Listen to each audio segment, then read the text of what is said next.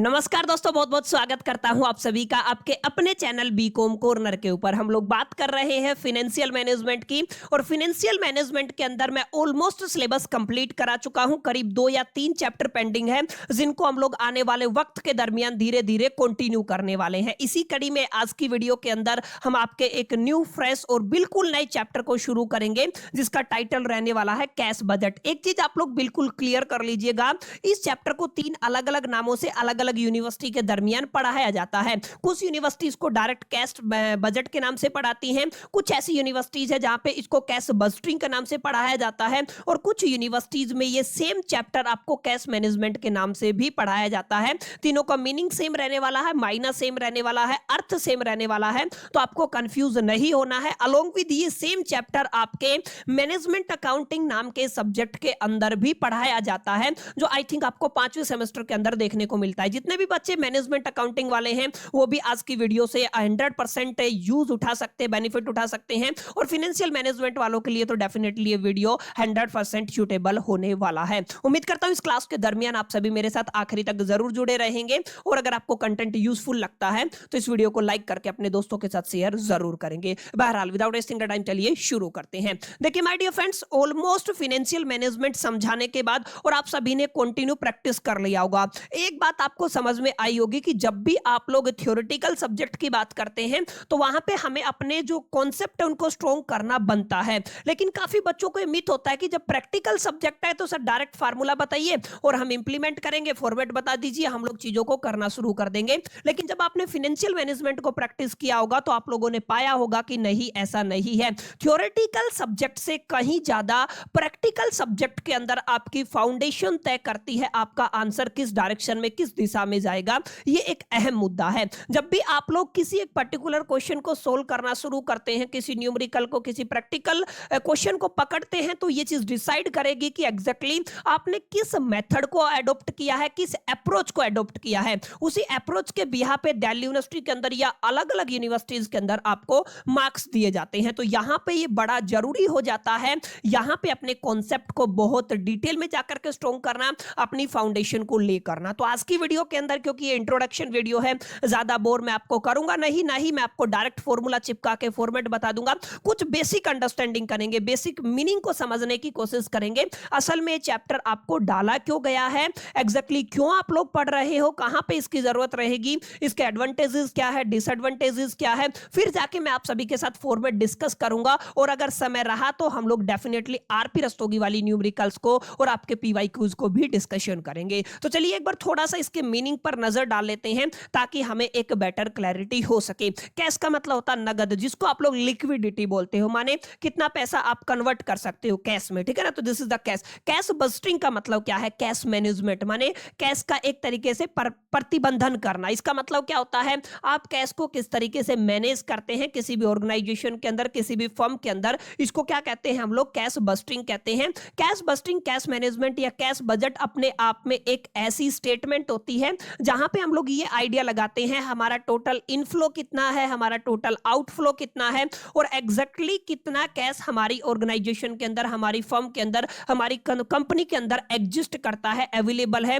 कितने फंड की हमें जरूरत होती है डे टू डे एक्टिविटी को मैनेज करने के लिए, कितने फंड की हम लोग इन्वेस्टमेंट कर सकते हैं, कितना फंड हमें उधार उठाना है, लोन लेना है, बोरो करना है। ये तमाम बातें किसके बिहा पे फोरकास्ट होती हैं, कैश बजटिंग के बिहा पे फोरकास्ट होती हैं। तो बहुत बेसिक सा मीनिंग है, 3 इंपॉर्टेंट टर्म्स आपको पढ़नी है, ओपनिंग बैलेंस, क्लोजिंग बैलेंस, ये 2 शब्द आप लोग रट लीजिए। उसके बाद इनफ्लो क्या होता है, आउटफ्लो क्या होता है। जो कैश आपके पास आएगा उसको इनफ्लो बोलेंगे, जो जाएगा क्या बोलेंगे, आउटफ्लो बोलेंगे। बैलेंस कैसे बनेगा, इनफ्लो के अंदर से अगर आप लोग आउटफ्लो माइनस कर देते हैं तो आपका क्या बन जाता है, बैलेंस बन जाता है। तो बहुत बुनियादी सी बातें हैं, इनमें रॉकेट साइंस नहीं है। थोड़ा सा डिटेल में जाके यूनिवर्सिटी के अंदर अगर क्वेश्चन पूछ लिया जाए 6 नंबर के लिए, 4 नंबर के लिए, 3 नंबर के लिए, तो हम किस तरीके से अपने आंसर को फ्रेम करेंगे। अब आप ध्यान से देखिएगा, डेफिनेशन पे जाने से पहले कुछ पॉइंट है जिनको क्लियर कर लेना अपने आप में बहुत ज्यादा जरूरी है। कैश बजट, कैश अगर आप लोग देखेंगे बजटरी कंट्रोल सिस्टम का एक अपना हिस्सा होने वाला है। माने ओवरऑल अगर आप लोग कहें तो बजटरी कंट्रोल सिस्टम का कौन है हिस्सा,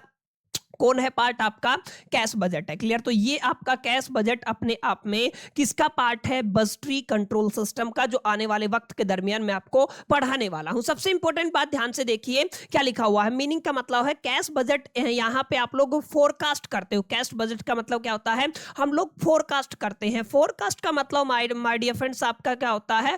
पूर्वानुमान लगाना। माने इसका मतलब क्या होता है? आप लोग ध्यान से समझिएगा।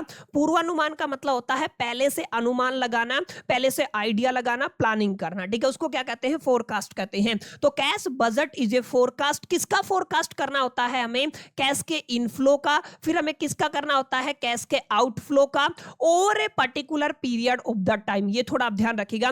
Particular period of the time का मतलब मोस्टली आप लोग देखेंगे यहां पे जब भी आप लोग कैश बजट तैयार करते हैं तो ये मंथली बेसिस पे भी होता है, ये आपका क्वार्टरली बेसिस पे भी होता है, ये आपका हाफ ईयरली बेसिस पे भी होता है। यहाँ पे हाफ ईयरली लिख देता हूं, और कई कई ऑर्गेनाइजेशन के अंदर ये आपका ईयरली बेसिस पे होता है। इसका मतलब यहाँ पे मैंने जो लाइन लिखी है particular period of the time, आप लोग समझ गए होंगे। आमूमन मंथली आपको देखने को मिलेगा। कुछ कुछ केसेस में आपको ये डे भी देखने को मिलेगा। मैं तो हर डे का भी यहाँ पे कुछ क्वेश्चन एग्जामिनेशन के अंदर अक्सर पूछ लेता है, लेस देन 1% पॉसिबिलिटी है, लेकिन मंथली के केस आपको ज्यादा देखने को मिलेंगे। तो कैश बजट एक ऐसा फोरकास्ट है जहां पर हम लोग फोरकास्ट करते हैं कैश इनफ्लो का, कैश आउटफ्लो का, over a particular period of the time. इसको क्या कहते हैं? हम लोग कैश बजट कहते हैं। क्लियर है? एक इंपॉर्टेंट बात और याद रखिएगा, कैश बजट अपने आप में मैनेजमेंट की हेल्प करता है ये एंश्योर करने के लिए कि किसी भी फर्म के अंदर सुफिशिएंट लिक्विडिटी बनी रहे, जितने कैश की जरूरत है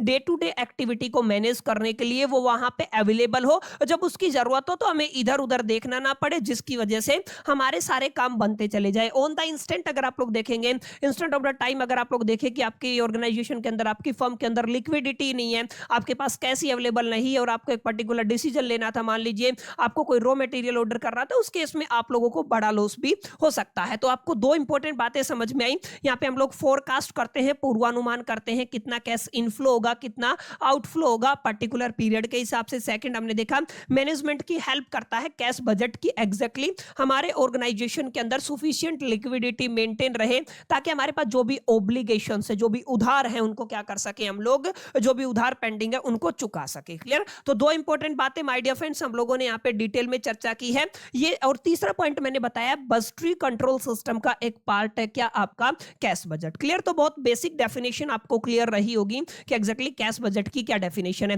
तीन इंपॉर्टेंट पॉइंट्स की हेल्प से मैंने आपको समझाने की कोशिश की है। जब जब आप लोग पॉइंट्स बना करके लिखते याद करते हैं तो चीजें आपको बेहद आसान लगती है। ये चीज आप लोग ध्यान रखिएगा। अगर आप लोग ओवरऑल डेफिनेशन लिखना चाहते हैं तो क्या लिखेंगे आप लोग? यहाँ पे लिखेंगे आपका जो कैश बजट है ना, कैश बजट एक ऐसा स्टेटमेंट है जो शो करता है किसका?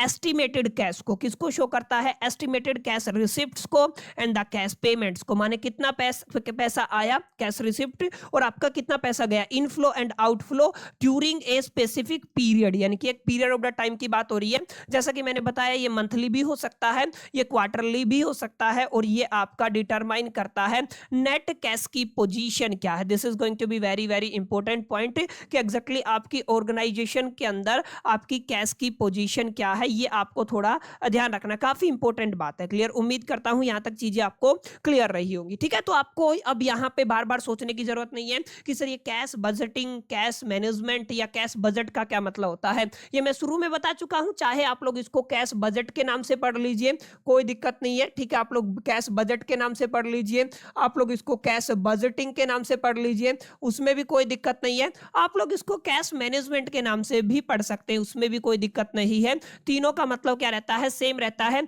ये सेम चैप्टर आपको एफएम फाइनेंशियल मैनेजमेंट के अंदर देखने को मिलता है, सेम चैप्टर आपको मैनेजमेंट अकाउंटिंग के अंदर देखने को मिलता है, मैं बता चुका हूं। ठीक है? तो आप लोग कोई भी सब्जेक्ट के स्टूडेंट हो, आप लोग इसको 100% कंज्यूम कर सकते हैं। ठीक है? तो यहां पे मेरे हिसाब से आपको डेफिनेशन क्लियर रही होगी, आपको एक आइडिया लग गया होगा कि सर आपने तीन बातें बताई हैं। एक तो हमें कैश का इनफ्लो देखना है। क्लियर है? आप लोग क्या कहेंगे? कैश का इनफ्लो देखना है। दूसरा पॉइंट क्या रहेगा? हमारा कैश का आउटफ्लो देखना है। क्लियर है? तो हम लोग क्या कहेंगे? कैश का आउटफ्लो, लेटर से आउटफ्लो को बी से रिप्रेजेंट किया है, इनफ्लो को हमने ए से किया है। अगर मैं नेट कैश की बात करूं, हमारे पास कितना अवेलेबल है? Cash available. ठीक है? अगर कैश अवेलेबल की बात करते हैं तो हम लोग क्या लिखेंगे? ए माइनस बी लिख देंगे। आई होप कि चीजें यहां तक आपको समझ में आई होंगी और इन्हीं 3 मुद्दों पे पूरा का पूरा चैप्टर डिपेंड करेगा। कोई बहुत ज्यादा डिफिकल्ट चैप्टर नहीं है। चीजें अगर आप लोग इनिशियल लेवल से समझना शुरू कर देंगे तो आपको मजा आ जाएगा। इजीली आप लोग इन तमाम क्वेश्चंस को भी प्रैक्टिस कर पाएंगे और एग्जामिनेशन के अंदर पूछे जाने वाले सवालों को भी टैकल कर पाएंगे। उम्मीद करता हूं चीजें यहां तक माय डियर फ्रेंड्स आपको समझ में आई होगी। ठीक है, फाइनेंशियल मैनेजमेंट के बारे में मैं हमेशा से एक ही बात बोलता हूं कि फाइनेंशियल मैनेजमेंट हो, चाहे आपका मैनेजमेंट अकाउंटिंग हो, चाहे आपका इनकम टैक्स हो, माय डियर फ्रेंड्स आपको पढ़ना तो पड़ेगा। काफी बच्चे ऐसे होंगे जो इस वीडियो को देख के स्किप करके चले जाएंगे। काफी बच्चे ऐसे भी हैं जो हमारी वीडियो से जेन्युइनली पढ़ते हैं, क्योंकि मैं जब अपने चैनल का एनालिटिक्स देखता हूं, देखिए मेरा कोई चैनल इतना बड़ा चैनल नहीं है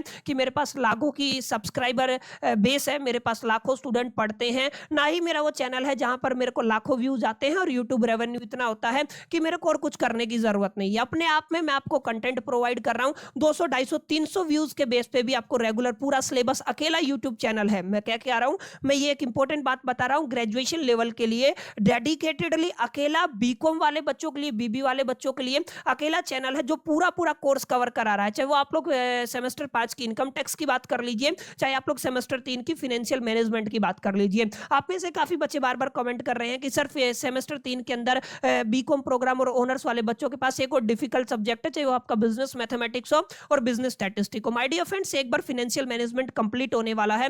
फाइनेंशियल मैनेजमेंट जैसे ही कंप्लीट हो जाएगा, मेरी पूरी कोशिश है, मैं और मेरी टीम मिलकर लगे हुए हैं आप सभी के लिए कोई ना कोई व्यवस्था करेंगे। आपके सिलेबस को हम लोग आपके एग्जामिनेशन से पहले, नवंबर से पहले कंप्लीट भी कराएंगे और हमारी जिम्मेदारी है आपको पूरा का पूरा कोर्स भी प्रोवाइड करेंगे। इसी चक्कर में मैं आप सभी के लिए काफी मेहनत करता हूं, पूरा टाइम जाता है, तो आप लोगों का भी एक हम्बल रिस्पॉन्सिबिलिटी बनता है कि हमारी वीडियोस को लाइक करके उसके नीचे कमेंट कीजिए। आप लोग अपनी प्रतिक्रिया जरूर दीजिएगा, कोई सुझाव है तो वो बता सकते हैं वीडियो को। अब तो हाइप वाला बटन भी है, वो भी आप लोग प्रेस कर सकते हैं। और अगर फर्स्ट टाइम आए हैं तो चैनल को सब्सक्राइब जरूर कर लीजिएगा यार। जल्दी से हम लोग 10,000 का परिवार कंप्लीट करने वाले हैं। बहरहाल ये बातें आपको समझ में आई होंगी।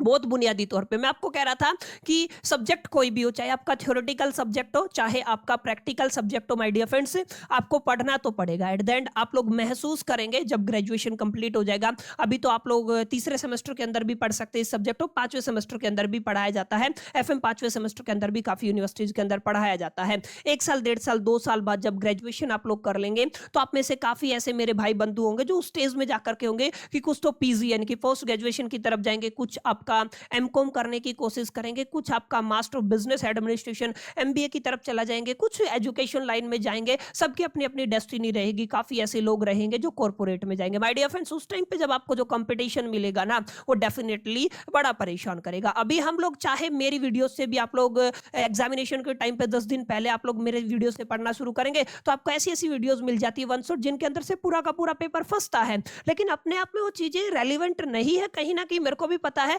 लेकिन ये आप बात समझ के चलिए, जिन लोगों ने जेन्युइनली पूरी 6 महीने के दरमियान, पूरे सेमेस्टर के दरमियान तैयारी किया है, जिन बच्चों ने जेन्युइनली पढ़ा है ना, डेफिनेटली कंपटीशन को वही लीड कर पाएंगे। आप लोग 10वीं 12वीं के बच्चे नहीं है कि आपको गाइड करने की जरूरत है, ये बातें बताने की जरूरत है। एट द एंड मेरा मोटिव यही रहेगा कि माय डियर फ्रेंड्स आपको पढ़ना तो पड़ेगा। अगर आप लोग इनिशियल लेवल से पढ़ने की आदत डाल लेंगे ना, तो डेफिनेटली भविष्य में इन फ्यूचर आपको ये काफी जेन्युइन अप्रोच देने वाला है, काफी हेल्प करेगा। ये आप लोग मेरी गांठ बांध के चल सकते हैं। मेरे ओपिनियन के हिसाब से, व्यक्तिगत अनुभव, पर्सनल एक्सपीरियंस के हिसाब से मैं बातें बता रहा हूं, ठीक है। और इसके अलावा भी ऐसा नहीं है कि पढ़ने का मतलब सर आप फाइनेंशियल मैनेजमेंट पढ़ाते हैं, आप इनकम टैक्स पढ़ाते हैं, या व्हाटएवर जो भी सब्जेक्ट मैं आपका सेमेस्टर वाइज आपको पढ़ाता हूं, डेफिनेट सी बात है उसको उसके अलावा भी काफी कुछ पढ़ा जाता है। जस्ट लाइक आप लोग सेल्फ एडवांसमेंट की तरफ जा सकते हैं। सेल्फ एडवांसमेंट का मतलब ये नहीं होता कि आप लोग 1 2 4 5 10 किताबों का नाम नहीं, किताबें अनलिमिटेड है, पढ़िएगा। जैसे अगर मैं बात करूं, आप लोग एक छोटा सा टर्म होता है जिसको आप लोग कहते हैं IQ, क्लियर है। एक टर्म होता है EQ, और उसके बाद अभी अगर आप लोग लीड करना चाहते हैं ना, जो भी बच्चे आने वाले टाइम में लीड करना चाहते हैं मार्केट को, वहां पे आपका SQ। ये तीनों टर्म अपने आप में अलग होती है। IQ का मतलब होता है इंटेलिजेंट क्वोशंट, SQ का मतलब होता है स्पिरिचुअल क्वोशंट, और EQ का मतलब होता है इमोशनल क्वोशंट। और काफी टीचर्स, हमारी यूनिवर्सिटी के एग्जाम इसी तरीके से ओरिएंट किए जाते हैं। हमारे प्रोफेसर, हमारे टीचर, हमारे पेरेंट्स, हमारी सोसाइटी केवल इसी मुद्दे पर चर्चा करती है कि उस बच्चे बच्चे ने जितना जल्दी कॉन्सेप्ट को रटा, जितना रट करके एग्जामिनेशन के अंदर चिपका के आ गया, वो कॉपी पेस्ट करके आ गया, उसका इतना ज्यादा आईक्यू। लेकिन असल में हमें इस चीज को समझने की जरूरत है माय डियर फ्रेंड्स कि आईक्यू का मतलब ये नहीं होता कि कितना जल्दी आप लोग कॉन्सेप्ट को रट पाते, याद कर पाते, मेमोराइज कर पाते, नहीं, ये आपका आईक्यू डिसाइड नहीं करता। अब ये कहां से पता चलेगा? ये आपको कोई फॉर्मल एजुकेशन नहीं मिलेगी। जब आप लोग किताबों को पढ़ते हैं, किताबों से मोहब्बत करते हैं, तब जाके आपको चीजें पता चलेंगी। किताब मैंने रिसेंटली पढ़ी है, मैं आपको टाइटल जरूर बताना चाहूंगा। उसका टाइटल है द एसक्यू, एसक्यू मतलब spiritual question, the ultimate intelligence, the ultimate intelligent SQ, जिसको लिखा है आई थिंक को author by the doctor Ian martial and जाना दोहर। आप लोग इसको जरूर पढ़िएगा, ये काफी बेहतरीन किताब है जहां पे आपको डिटेल में बताया गया है। आईक्यू का मतलब होता है आप लोग you will be think rationally, आपको क्या करना है, रेशनली सोचना है, आप लोग मीनिंगफुली स्पीक करें और पर्पसफुली एक्ट करें। और सबसे इंपॉर्टेंट जो पॉइंट यहाँ पे एक्सप्लेन किया गया हो, ये किया गया है कि you will deal with the situation effectively. ये काफी इंपॉर्टेंट बातें हैं जहां पे आप लोग आईक्यू समझेंगे, ईक्यू समझेंगे, एसक्यू समझेंगे। आईक्यू मतलब जब भी अभी आज का एजुकेशन सिस्टम आईक्यू के ऊपर बात करता है ना, तो इट्स आउटडेटेड टॉक, ये अभी के हिसाब से रेलिवेंट नहीं है। इट्स द 70s और 80s, जिस टाइम पे आईक्यू वाले लोग पैसा कमाते थे, आईक्यू वाले लोग नेम फेम रेपुटेशन रखते थे, आईक्यू वाले लोगों की एक अच्छी बेहतरीन जिंदगी होती थी। उसके बाद 20s आया, 20s के अंदर एक नया क्वेश्चन डेवलप हुआ जिसको हम लोग ईक्यू कहते हैं, इमोशनल क्वेश्चन। और अभी अगर आप लोग 21st सेंचुरी में हैं, तो अभी जो आपका सबसे इंपॉर्टेंट क्वेश्चन है that is the spiritual question.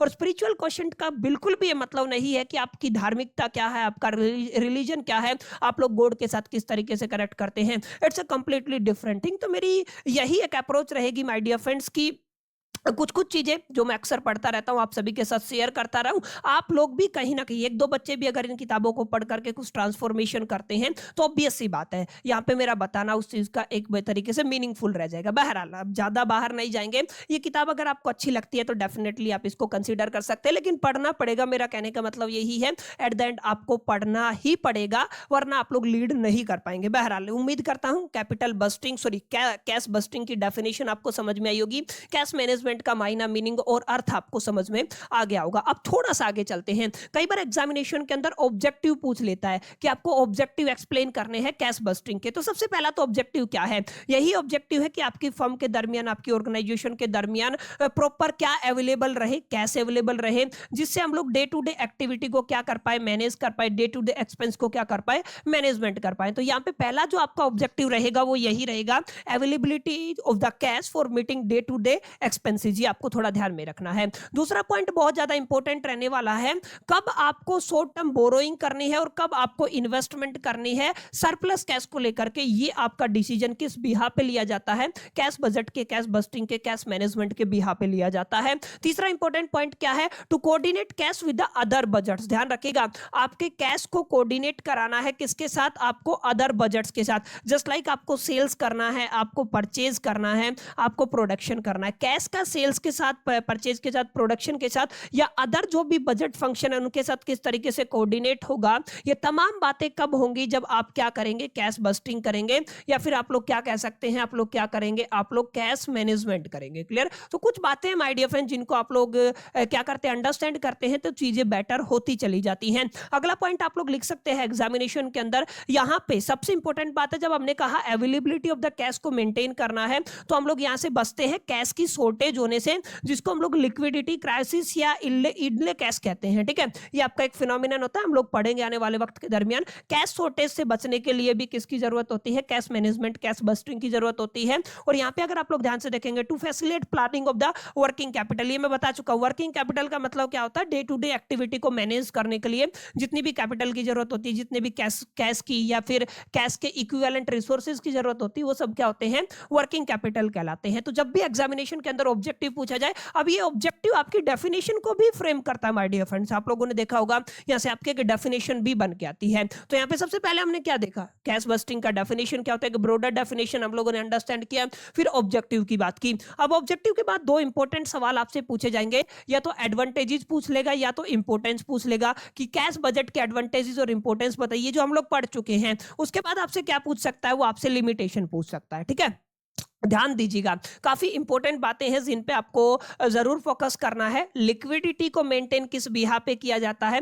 Cash budget के बिहा पे किया जाता है। आपको अननेसेसरी ना तो कोई पैसा उधार लेना है, ना ही आपको अननेसेसरी कोई इंटरेस्ट के ऊपर कॉस्ट करना है। क्लियर? माने prevent unnecessary borrowing and the interest cost. Unnecessary कोई भी काम ना हो। ये सारी बातें कहां से पता चलेंगी? कैश मैनेजमेंट के बिहा पे ही होंगी। Provides a basis of the short term financing decision. अगर आप लोग शॉर्ट टर्म फाइनेंसिंग डिसीजन की बात करते हैं तो उसके लिए बेस कौन प्रोवाइड करता है? आपको कैश बस्टिंग प्रोवाइड करता है। ये आपका हेल्प करता है कंट्रोल करने के लिए कैश एक्सपेंडिचर को। This is going to be very very important point. Cash expenditure को कंट्रोल करने के लिए कौन हेल्प करता है? कैश बस्टिंग, कैश मैनेजमेंट या कैश बजट हेल्प करता है। Ensure coordination between the various department. This is going to be also very very important point कि यहां पे एंश्योर किया जाता है कि आप लोग कोऑर्डिनेट कर पाए अच्छे से, बेहतरीन तरीके से, सहूलियत के साथ अलग अलग डिपार्टमेंट के अंदर, चाहे वो आपका सेल्स डिपार्टमेंट हो, चाहे वो आपका प्रोडक्शन डिपार्टमेंट हो, चाहे वो आपका परचेज डिपार्टमेंट हो, सबके अंदर एक अच्छा कोऑर्डिनेशन होना चाहिए। तो ये तमाम बातें माय डियर फ्रेंड्स आप लोग कहां पे लिख पाएंगे? आप लोग इंपोर्टेंस के अंदर लिख पाएंगे, एडवांटेजेस के अंदर लिख पाएंगे। लिमिटेशन बोल दीजिए या फिर हम लोग यहाँ पे क्या बोल सकते हैं? हम लोग डिसएडवांटेजेस बोल सकते हैं। ठीक है ना?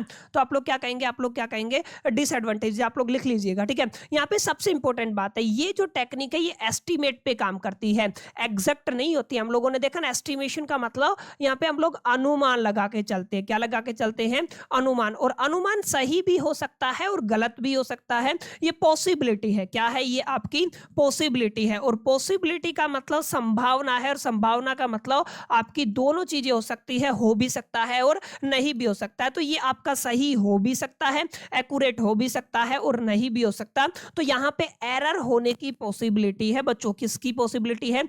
एरर होने की पॉसिबिलिटी है। अनएक्सपेक्टेड इवेंट, जैसे कई बार क्या होता है, हम लोग एस्टिमेशन कर लेते हैं कैश का कि फलानी फलानी जगह से इतना पैसा आएगा, इतना जाएगा। कई बार बीच में क्या होता है? इन्फ्लेशन आ गया। कई भी बीच में आपके वर्कर्स ने, एम्प्लॉयज ने स्ट्राइक कर दिया। कई बार इमरजेंसी की सिचुएशन आ गई। ये ऐसे फैक्टर है माय डियर फ्रेंड जिनको हम लोगों ने कंसीडरेशन में लिया ही नहीं था। और जब कंसीडरेशन में नहीं लिया तो डेफिनेट सी बात है, यहाँ पे हमने जो कैलकुलेशन लेके चले थे वो सारी कैलकुलेशन गड़बड़ाएगी, वहां पे एरर आने की पॉसिबिलिटी रहेगी जो डेफिनेटली अफेक्ट करेगी आपके कैश फ्लो को। क्लियर है? यहाँ पे आपको जरूरी रहता है आप लोग इसका रिवीजन करते रहे कांस्टेंट, और इसकी मॉनिटरिंग करते रहे। This is also going to be very very important point. Over dependency may reduce the flexibility. ये भी आपको थोड़ा ध्यान रखना है। यहाँ पे ओवर डिपेंडेंसी डेफिनेट सी बात है किसको रिड्यूस कर देती है? फ्लेक्सिबिलिटी को रिड्यूस कर देती है। तो कुछ छोटे छोटे पॉइंट है। As being a graduate student आपको इन पे ज्यादा कोई दिमाग लगाने की जरूरत मेरे को नहीं लगता है। बहुत सिंपल पॉइंट्स मैं लिख के लेके आया हूं ताकि इस प्रेजेंटेशन को छोटे से बिल्कुल आसान से आसान लैंग्वेज में हर एक बच्चा अंडरस्टैंड कर सके, जिसने पिछले चैप्टर पढ़े हो चाहे ना पढ़े हो। वैसे अगर आप लोग कैश बस्टिंग की बात करते हैं, कैश मैनेजमेंट की बात करते हैं, तो तीन तरीके से हम लोग कैश बस्टिंग या कैश मैनेजमेंट करते हैं। तीन मेथड होते हैं जिनके अंदर से माय डियर फ्रेंड्स आपका एक मेथड रहने वाला है क्या? Receipt and the payment method. कौन सा है? Receipt and the payment method. और ये मैं आपको स्टार लगा के दे रहा हूं। आपको जरूर ख्याल रखना है, आपको क्या करना है? जरूर ख्याल रखना है कि इस फॉर्मेट को आपको जरूर याद करना है। इसके बिहाफ पे आपको न्यूमेरिकल देखने को मिलेगा। सबसे पहले हम लोग निकालेंगे माय डियर फ्रेंड्स कैश का इनफ्लो। मैंने बताया था क्या निकालेंगे। आप लोग क्या निकाल के चलते हैं? कैश का इनफ्लो कितना हुआ है आप लोग ए से रिप्रेजेंट करते हैं। सेकंड आप लोग क्या निकालेंगे? सेकंड आप लोग निकालेंगे कैश का आउटफ्लो। ठीक है? जिसको आप लोग किससे रिप्रेजेंट करते हैं? कितना पैसा बाहर गया है। उसके बाद हम लोग निकालते हैं आपका टोटल पे या आपका क्लोजिंग बैलेंस। क्या निकालते हैं? क्लोजिंग बैलेंस या नेट अवेलेबल कैश। ठीक है? ये आपको थोड़ा याद रखना है। आप लोग क्या कहते हैं? नेट अवेलेबल कैश ए को बी के अंदर से क्या कर देते हैं? माइनस कर देते हैं। और इस तरीके के ही क्वेश्चन आपको एग्जाम के अंदर देखने को भी मिलते हैं। ठीक है? तो ये बहुत बेसिक सी कैलकुलेशन है जिसको आपको ध्यान में रखना है। फॉर्मेट के अंदर सबसे पहले क्या आएगा? ये जरा गौर फरमाइएगा। फॉर्मेट के अंदर सबसे पहले आएगा आपका ओपनिंग बैलेंस। आपने आगे लिख दिया है अमाउंट। ठीक है? पर्टिकुलर से अमाउंट है। ठीक है? सबसे पहला क्या है? ओपनिंग बैलेंस है। आपको सारे कैश इनफ्लो के अंदर इन तमाम कंपोनेंट को ऐड कर देना है, फिर आप इनको टोटल कर लेंगे, एक आंसर निकाल लेंगे। ठीक है? उसके बाद कैश आउटफ्लो देख लीजिए। कैश आउटफ्लो के अंदर इन तमाम कंपोनेंट को आप लोग टोटल कर लेंगे। ठीक है? तो यहाँ पे जो टोटल आया है ना, ये टोटल अमाउंट आया है, this is the A. And यहाँ पे जो टोटल अमाउंट आया है, दिस इज द बी। और जो क्लोजिंग बैलेंस आएगा उसको क्या कह देंगे? ए माइनस बी कह देंगे। क्लियर? ये आपका फॉर्मेट रहेगा। नेट जो भी आपका है, ठीक है ना? जैसे अगर आप लोग ध्यान से देखेंगे, इनफ्लो पैसा कहां से आ सकता है? आपने कोई कैश में सेल्स किया है तो आपका पैसा आएगा, वो अमाउंट यहाँ पे आ जाएगा।